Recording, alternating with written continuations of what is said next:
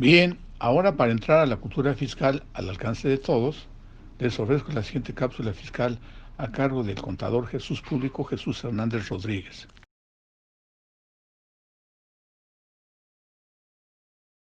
Muy bien. Entremos ahora en algunos aspectos ordinarios de nuestro cierre, en donde decimos que para poder realizar el cierre necesitamos información básica necesaria. La primera información son nuestras balanzas. En el pequeño listado que después se va abriendo, mostramos que la información necesaria para la declaración anual inicia con balanzas mensuales, balanzas contables que tenemos en nuestro sistema, pero que tendrían que estar depuradas. ¿Y a qué nos referimos con que estén depuradas? Recuerden ustedes que las cuentas conflictivas regularmente son las cuentas colectivas. Por ejemplo, clientes, por ejemplo, deudores, por ejemplo, proveedores, por ejemplo, acreedores, tanto en el activo como en el pasivo. Y estas cuentas en algunas ocasiones se entrelazan, son las de toda la vida del dolor de cabeza. Por eso necesitamos depurarlas, integrar peso por peso cuánto es lo que nos deben nuestros clientes a los que efectivamente les vamos a cobrar y les podemos cobrar. Aquellos clientes que a lo mejor sí les vendimos y no nos han pagado, lo veremos más adelante, pueden ser una cuenta incobrable. Pero por lo pronto, a los clientes que tengamos integrados, podemos tener la seguridad o cuando menos la tranquilidad de que efectivamente se trata de operaciones que estamos realizando y que sí existe la posibilidad de cobrarlas. Que en la medida en la que va desapareciendo esa posibilidad de cobrar, deberíamos darlas de baja de nuestro activo. Y lo mismo pasa con el pasivo. Que nuestros proveedores los tengamos integrados peso por peso a los que realmente les debemos. El problema que regularmente mencionamos a este respecto es que traemos cuentas infladas que nos van a repercutir en la determinación del ajuste anual por inflación. Si nuestros clientes, deudores, proveedores, acreedores no están depurados, vamos a tener una información falsa en la determinación del ajuste anual por inflación, pero eso es solamente un elemento. Otro es que estamos mal informando a nuestros inversionistas porque no están depuradas. Oye, pero entonces, ¿cómo le hago con las cuentas que ya no voy a cobrar o las cuentas que ya no voy a pagar y que están ahí por error? Pues toma en cuenta que las debes depurar en los términos de la NIF B1. O lo haces de manera retrospectiva o lo haces de manera prospectiva, pero finalmente vas a tener que reconocerlo. Algunos colegas dicen, es que a los accionistas o a los directivos no les gustan ver los no deducibles. Bueno, ¿y qué tienen que ver los no deducibles con la depuración contable? Finalmente les recuerdo que los no deducibles no son un concepto contable, son un concepto fiscal. Y el hecho de que tú depures tus balanzas cada mes te permite tener la realidad, mostrar la realidad en tus estados financieros. De otra manera estás mostrando una mentira y no te sirve. Porque desde lo más sencillito, te equivocaste al registrar unas retenciones y dices que tienes un pasivo porque hay retenciones que realizaste y que no has enterado. Hoy las tienes que amarrar con lo que estás pagando. Tu contabilidad tiene que coincidir con lo que estás presentando al SAT. Es posible que no le estés mandando balanzas y no me refiero a eso. Me refiero a que si en el año 2020, en cada uno de los meses, tú pagaste, por ejemplo, retenciones, estas en el mes de diciembre lo único que tiene que aparecer son las que realmente debes. Es decir, las que retuviste en diciembre y que debes enterar a más tardar el 17 de enero. Esas son las únicas que deberían aparecer. Las contribuciones que debas también son las de diciembre, cuando son mensuales, y que vas a pagar a más tardar el 17 de enero. Las que son bimestrales, por ejemplo, seguro social bimestral de noviembre, diciembre, y que debas pagar en enero. Esas son las únicas que deberían aparecer. Y si aparece alguna otra o algún otro pasivo de esta naturaleza, es porque no la has pagado y corresponde a años anteriores. Y entonces, pues, revisa qué fue lo que ocurrió. Si realmente lo debes, qué es lo que van a realizar, qué van a hacer, porque no puedes tener una contabilidad sucia. Esto porque regularmente nuestras balanzas depuradas van de la mano con bancos. Entonces también te recomiendo, revisa tu cuenta de bancos. No debe haber saldos rojos. Bancos no debe tener saldos rojos bajo ninguna circunstancia. Y si me dices, es que sí las tengo porque mis accionistas o mis administradores tienen muy malos vicios. Sí, sí es cierto. Pero te voy a recordar algo. Tú no registras un documento, registras una operación. Y si me dices, es que se emitió el cheque y yo registré el cheque, no puedes registrar un cheque que no tenga fondos. Más aún, si es un cheque postfechado, no lo debes registrar. Las normas de información financiera te señalan que no tienes por qué registrar un cheque que no tiene fondos, ¿eh? Y estás falseando la información. Entonces, cuando traes números rojos en la cuenta de bancos, que es un mal que traemos desde hace muchos años, quiere decir que el que se equivocó en el registro fue el contador. Ah, no, pero es que si ya se emitió el cheque, yo tengo que registrarlo contra el pasivo. Bueno, el hecho de que tengas números rojos en bancos no equivale a que tengas un pasivo. Claro que sí, claro que equivale a ello. Y entonces, pues no tiene caso que tú hagas un registro inadecuado. No es correcto que hagas un registro inadecuado. Por eso te repito, la conclusión en este caso sería, tú no puedes registrar un cheque posfechado. Tú no debes registrar aquello que realmente no has pagado. Y que es lo que te empieza a generar toda esa suciedad, tanto en proveedores como en acreedores, como en bancos. Y por ello, las conciliaciones bancarias. Estas conciliaciones bancarias que deberían también ser mucho, muy cuidadas porque estamos hablando de la cuenta de bancos.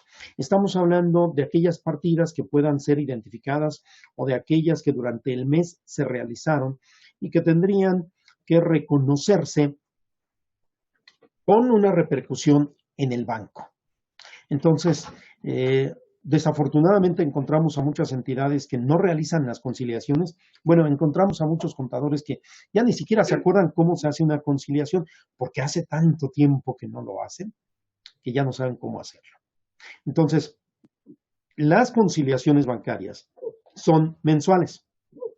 Algunos contadores dicen, es que como yo voy diariamente revisando el banco, y voy amarrando, entonces voy registrando y de esta manera al final del periodo ya no tengo que conciliar. La verdad no lo sé, ¿eh? La verdad no lo sé porque en muchas ocasiones lo que encontramos es que no coinciden y no se concilian. O sea, finalmente tiene que haber una conciliación porque no es cierto que todo tenga que estar registrado, como no se trate incluso de una transferencia en firme. Fíjense, por ejemplo, ¿qué pasa cuando el día último del mes tú hiciste una transferencia? Pero esa transferencia te dice el banco que va a pasar al día siguiente después de las 12. Pero resulta que el cierre del mes se dio en fin de semana. Es decir, el día último era viernes, o era sábado, o era domingo. Entonces, cuando tú haces la transferencia, si no pasó ese mismo día, va a pasar el mes siguiente. Y tú puedes decir, pues es que yo registré la operación porque se hizo con una transferencia y entonces yo ya puedo considerar que está efectivamente pagado. No necesariamente, porque repito, eso significa que ya cayó en un mes posterior. Entonces, cuidado con esto. Por eso, importante hacer conciliaciones. Siguiente punto, los inventarios. Los inventarios que han sido tradicionalmente también un dolor de cabeza para muchos contribuyentes. Hablamos del inventario físico de mercancías. Y aquí decimos que sea real, siempre. Cada año estamos diciendo que el inventario físico sea real. Porque la falta de control de inventarios, la falta de un adecuado control, regularmente nos provoca que tengamos un movimiento en el inventario que desconocemos por completo. Ya sea por problemas del sistema, porque a veces el contador no le dio tiempo de alimentar el sistema de inventarios no importa que tengas el más popular, el más común, lo que quieras, pero en el momento en el que tienes números rojos en el inventario, quiere decir que está mal alimentado, quiere decir que está mal descargado, quiere decir que no ha sido adecuado su manejo. Pero además, recuerdan ustedes que en los términos de las fracciones cuarta y quinta del artículo 76 de la Ley del Impuesto sobre la Renta, los contribuyentes estamos obligados a presentar un balance general al 31 de diciembre. Y para tal efecto, dice que debemos presentar un balance general. Entonces, ese balance general, entre otras cosas, tiene un rubro que se llama inventario, y el rubro de inventarios es tan delicado y tan sensible que puede provocar todo tipo de problemas. Por ello, la propia disposición nos establece la obligación de hacer un conteo físico que vamos a retomar más adelante. Ahora solamente lo menciono, es decir, la ley del impuesto sobre la renta dice, tienes que hacer un conteo físico y tienes que hacer una evaluación en los términos del artículo 41 de la ley de renta. Es posible que haya una diferencia entre lo que traes en tus números en balance general respecto de lo que determinas con el conteo físico y con la evaluación. Es muy posible que eso resulte. Bueno, lo ajustas, y eso es lo importante, que vayas realizando esos constantes ajustes. Cada mes vale la pena.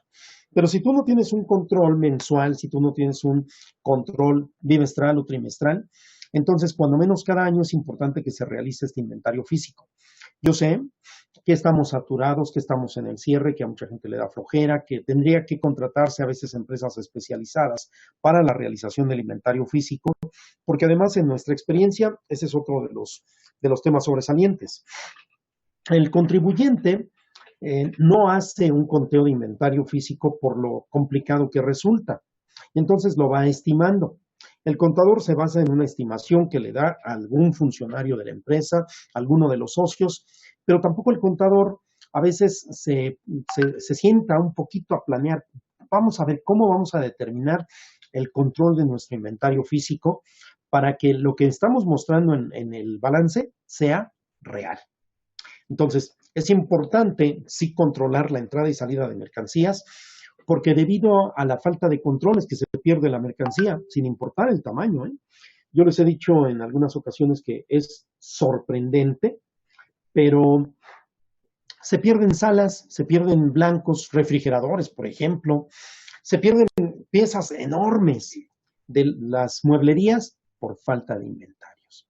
Entonces, si productos que son muy grandes se han perdido del inventario, imagínense productos mucho más pequeños. Por supuesto que existe una mayor posibilidad.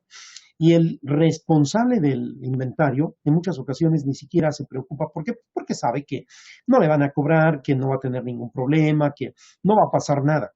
Se están robando la mercancía.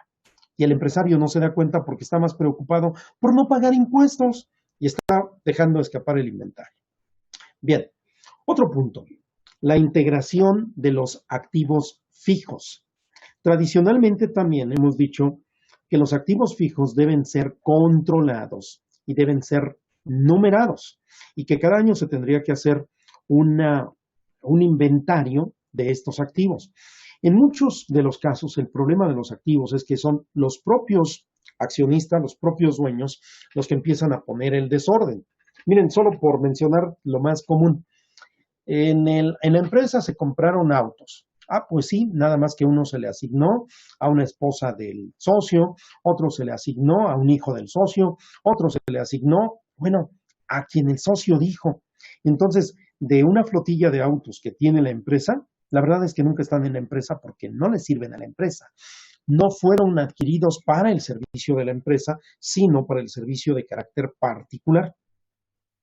Bueno, pero si esto ocurre con los automóviles, también ocurre con las computadoras, sobre todo si son portátiles y más en este año en el que todas las clases, todas las conferencias, todos los trabajos se realizan vía línea, pues los hijos necesitaban una computadora nueva. Se compraron equipos por allá del mes de febrero, por el mes de marzo, pero hoy, ¿dónde están?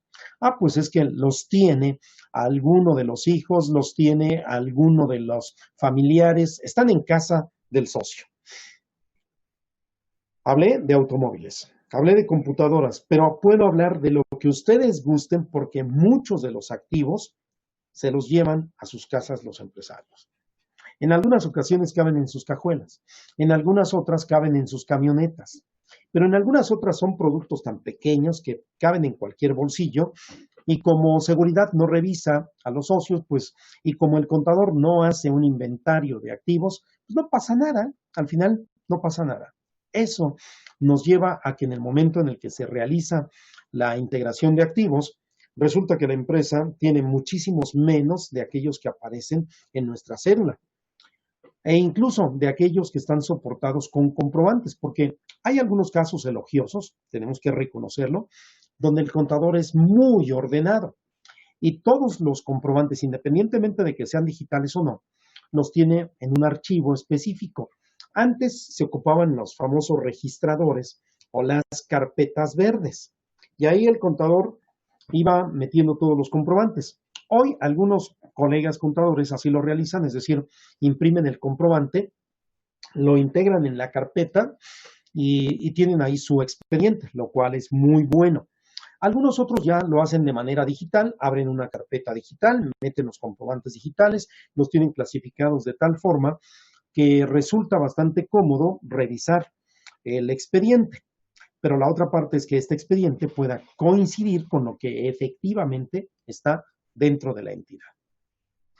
Y bueno, ya habíamos hablado acerca de la integración de los pasivos, por ejemplo, la integración de las cuentas por pagar, sean proveedores, lo que le debemos a nuestros acreedores integrado peso por peso con una antigüedad de saldos para que de esta manera tengamos un control y que lo que se muestra en el balance general efectivamente se tenga integrado en un papel de trabajo. Incluso una de las buenas prácticas es que el contador cada mes le entrega un cuadernillo que puede ser impreso, puede ser digital, a los directivos.